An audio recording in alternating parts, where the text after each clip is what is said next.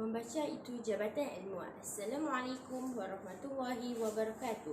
Nama diberi Nur Amirah binti Idris, bersekolah di SMBK Mahal Ridwan, ingin berkongsi sebuah cerita yang telah saya baca yang bertajuk Amer dan Anis. Buku ini dikarang oleh Faridah Hashim sebanyak 21 muka surat. Kisah ini menceritakan dua orang kanak-kanak yang bernama Amer dan Anis yang bersifat nakal. Mereka berdua tinggal bersama Tok Mus dan Tok Wan seketika sementara menunggu kepulangan ibu ayah mereka pulang dari Mekah. Setiap hari Tok Mus akan sentiasa menunggu kepulangan cucu-cucunya pulang dari sekolah di halaman rumahnya.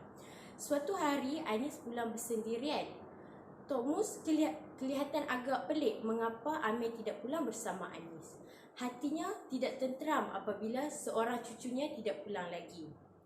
Tok Wan bertanya hal Amer kepada Tok Mus. Tetapi Tok Mus hanya berdiam diri. Fikiran negatif menguasai dirinya tentang nasib Amer di luar sana.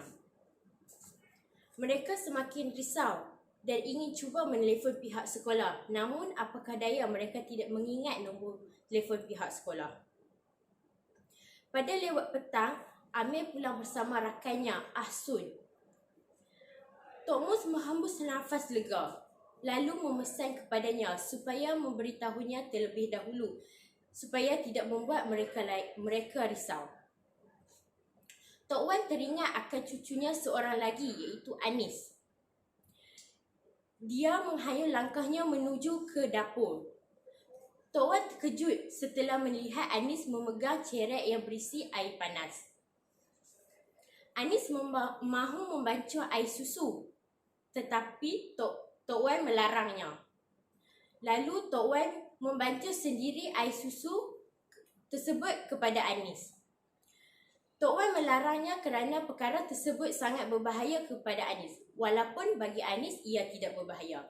Suatu petang, Anis dan Amer berseronok bermain sorok-sorok manakala Tok Mus nyenyak tidur di buaian halaman rumahnya. Dalam nyenyak tidur, Anis kejutkan Tok Mus untuk memberitahu kehilangan Amer. Tetapi Tok Mus tidak mengendahkan. Tetapi dengan kelakuan Anis yang menangis teresak-esak membuatkan matanya cergas dan segera mencari Amer. Di merata-rata mencari dan terniat untuk mencari di dalam stor. Tok Mus melangkah masuk dan melihat peti sejuk lama yang berkarat. Lalu membukanya. Tidak dijangka rupa-rupanya Amer berada di dalam peti lama itu. Muka Amer begitu pucat dan dalam keadaan yang sesak nafas. Tok Mus merapati Amer dan memeluk tubuh Amer. Setelah reda, Amer menceritakan kesemuanya kepada Tok Mus dan Tok Wan. Bagaimana cerita ini? Ternyata Amer bersorok di dalam peti lama ketika bermain sorok-sorok bersama Anis. Dengan tidak sengajanya, Amer tidak mampu melepaskan diri.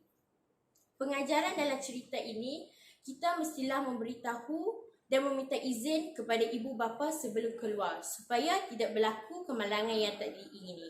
Bab kata orang Melayu, malang tidak berbau. Selain itu, kita mestilah menitik berat pentingnya keselamatan dalam kehidupan kita seharian. Itu sahaja daripada saya. Sekian, terima kasih.